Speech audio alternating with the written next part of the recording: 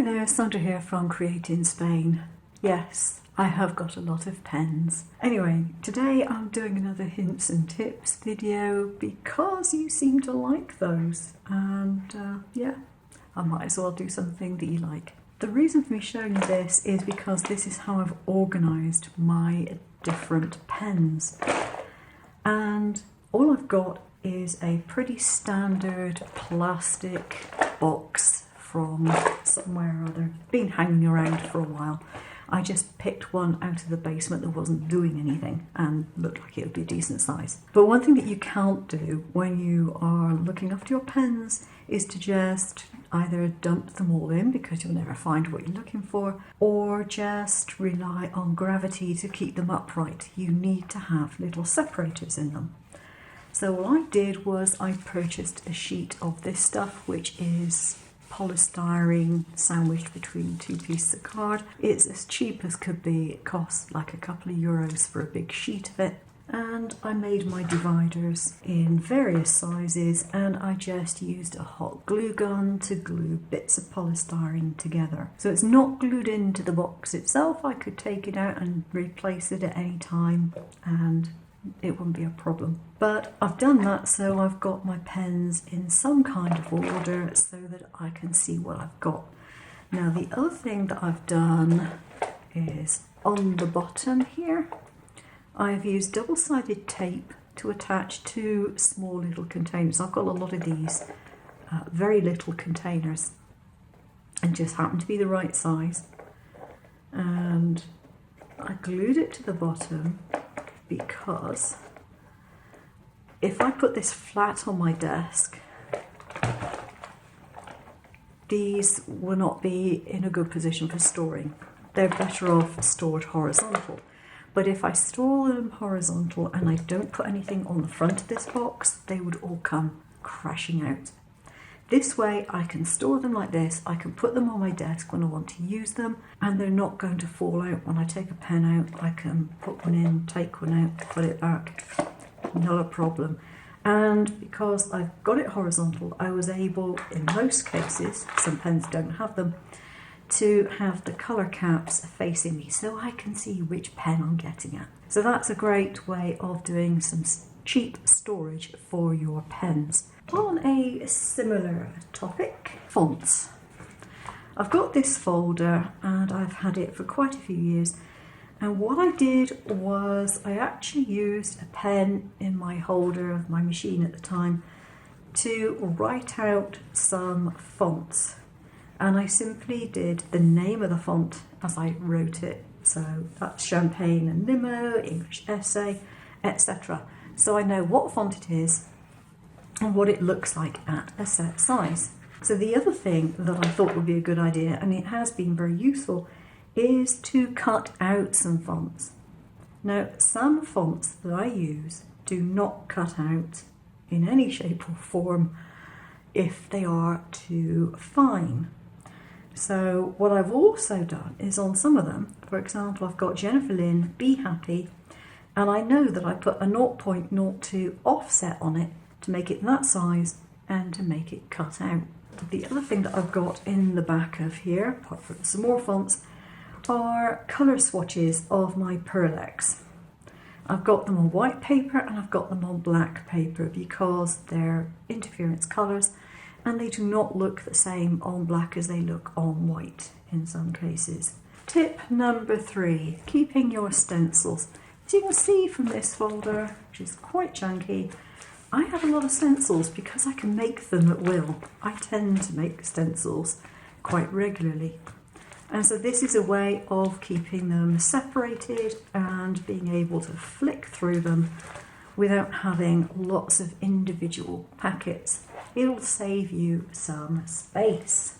My next tip is laminating pouches. These things are really useful for all sorts of things. You can laminate paper if you want to. This is single laminated, i.e. I opened up the pouch and just used one side because I have some really pretty background fabrics that I made from embroidery backing. I have a load of the stuff and I'm never going to use it all for embroidery. And so what I do is I use inks and paints and sparkle mediums and all sorts of things, and I make these really nice various coloured backgrounds for me to use and cut things from. Now, while the embroidery medium cuts pretty well, it isn't particularly strong for something if you wanted to cut out sentiments or you wanted something with a bit more bulk to it. So laminating it on one side gives you choices. You get a glossy version, which you might want, or you have the other side, which I've got here, which I've got some sparkle medium on this as well. So you can get it as wet as you like. You're not going to damage it. It doesn't tear too easily. This one is a tearable version, as in you can tear it. Some of them you can't tear. I like the tearable version because if I want a rough finish, I can make it organic, if you like, by tearing away edges rather than cutting it with a machine or with scissors. But it's wonderful stuff. You can use food dye, you can use paint, you can use all sorts of things on there. And the other tip regarding this is to use a little craft iron. Now, it has two functions. First of all, if you've done what I've done and you've mopped colour up on a surface and you've scrunched it up to give it texture, but you decide you want it flatter, you can obviously iron it. And also it means you have more control about whether your laminating pouch is sticking to it properly. You can see if you've got any bubbles in it, all that sort of stuff. One of these things, I think I paid about 15 euros or something like this in, it was either Aldi or Lidl one time when I saw it. And I'm always using this in my craft room. I rarely use a normal iron. I don't like ironing very much. But this in my craft room is really handy and I'm glad I've got it. So the other thing that you can do with laminating pouches, if you open it up and you only use one side, you can use permanent markers on this. So you can use your alcohol markers, you can use things like this, CD marker, that sort of thing. And you can put these in your cutting machine and you can draw patterns or whatever it is that you want to draw. And then you can cut it out. And then you've got yourself a clear sticker. All you need to do is to apply heat to get the glue to melt, to stick it onto whatever object you so wish. For something completely different, bookends. This type of bookend is what I use in my cupboards to keep everything from falling down at the edges. Normal bookends are too bulky, but this just fits flat onto my shelf, doesn't take up any room and stops things from collapsing all in a pile. If you have a brother scan and cut, make sure you buy the right mat for it. The DX machines, all the mats, have this hole in the bottom so that you can hang your mat up. The CM machine mats don't have that. You'll also find that you have DX written in the corner, low for low tack, and 12 for 12 inches on the bottom of that. If you're unsure of what mat you are buying, query it. Definitely don't want to get the wrong one. A lot of people do, and it's a pain in the neck because you cannot use a CM mat in a DX machine or vice versa. The registration marks are not the same. I don't do any bookbinding, never had reason to, but I purchased these bookbinding covers in various ways because they are so useful. If you want to make a stencil, they are great for that. You can buy them in different weights. You can have thinner ones, you can have thicker ones. I like this very heavy one because it's really handy if I want to do any UV molds for UV gel. This does not stick to the UV gel because it is frosted. Now the clear ones, completely clear ones, would stick to the gel, but the frosted ones do not. So you can cut a strip of this and you can move it into a different shape and you can staple it together and you can use it for your UV gels, and when it's set it'll just peel off and it won't be a problem. Great for doing freeform moulding in simple shapes. But I do like to use them for stencils. I generally use the lighter weight one for stencils, and sometimes I use this heavier one, particularly if I want to use the stencil as an embossing plate. Now the thicker you've got, the heavier the weight, the greater the emboss. So what type you want to use will depend on the paper that you're embossing. If you're embossing very thin paper, don't go for very thick, heavy weight, because it will probably end up tearing the paper. But if you're doing a much thicker cardstock and it can take the pressure, then this stuff gives it a really good emboss. And if you're having problems with your embossing, just spritz the paper or card with a tiniest amount of water, a very fine mist of water before you emboss, and that will help to stop the fibres from actually breaking. My favourite watercolour paper. Watercolouring on cards is very fashionable these days, but if you don't have the right paper for it, it's not going to be easy to do, no matter what watercolour brush pens you have or anything else like that. So I like this hot pressed smooth one from Daler Rowney, and it is a very, very smooth paper.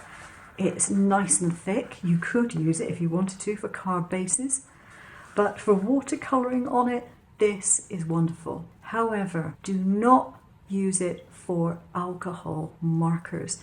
This will soak up your alcohol ink like nothing else, and you'll find your alcohol markers drying out faster than they need to. For alcohol markers, you want a multi-medium or an alcohol marker paper and not watercolour.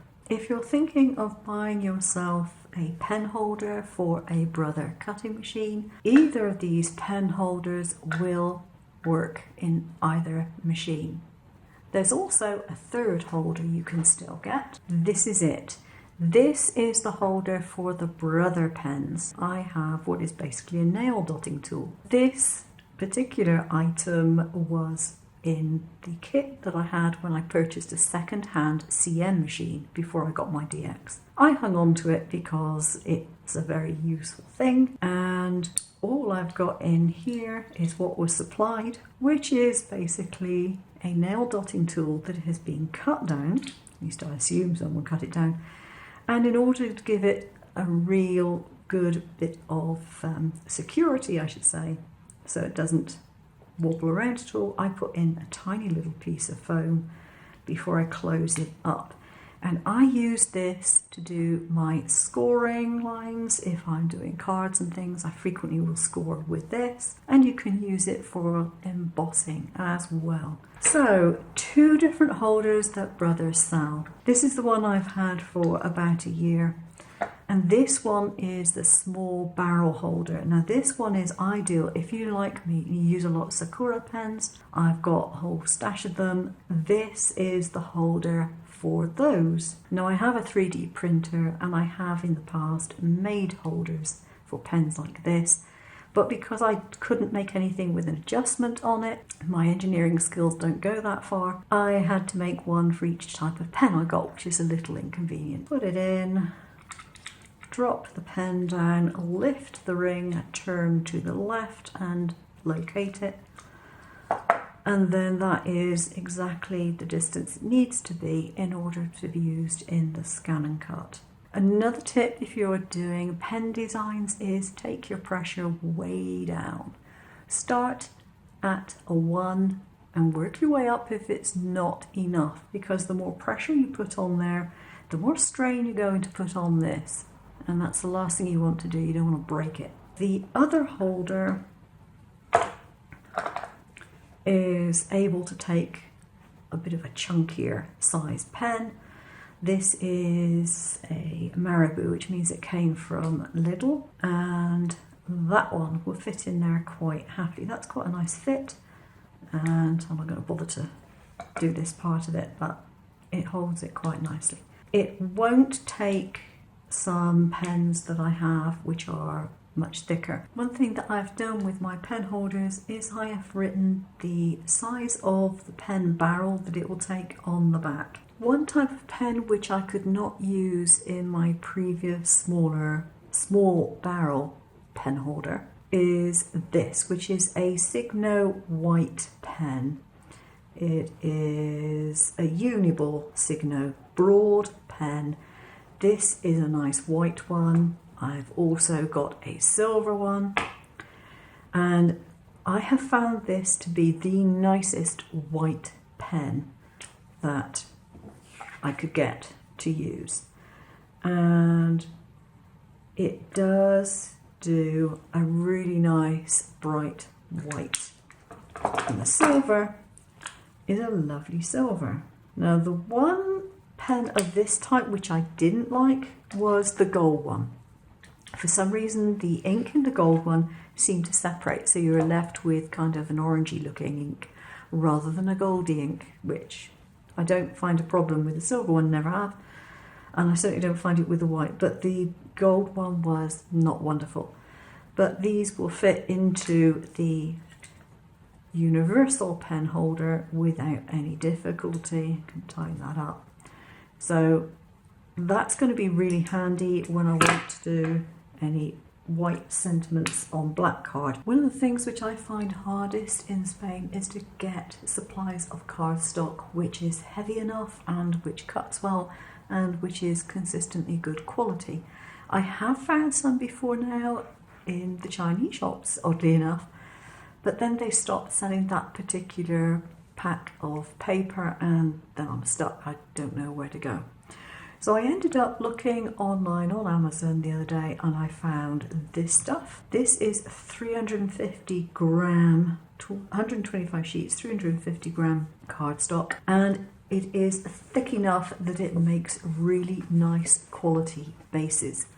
It also cuts very well. It cuts perfectly. It's not fluffy at all. It's a nice smooth cardstock and it is bright white. So I'm not sure that you can actually get this in the US at all, but if you're in Europe and in the UK, then yes, you can get this. I think it's made in France. Now the company Claire Fontaine, based in France, does lots of other products too, and they have a website you can see. They do scrapbooking papers and envelopes and planners and all that sort of stuff. Be careful if you're ordering because the packaging I think must have been changed, so make sure that you get the one that says 350 grams rather than one which is a lighter weight. But this is a good heavyweight card that I'm going to be very happy that I've bought. I've got 2 boxes or 2 lots of this, and that's going to keep me going for quite some time because it's A4 and I generally only use half a sheet per card. So that's it for today. I hope you found something useful within this little lot, and if you want to be further entertained, go have a look at some of my other videos. Thanks for watching. I'll see you again soon. Take care.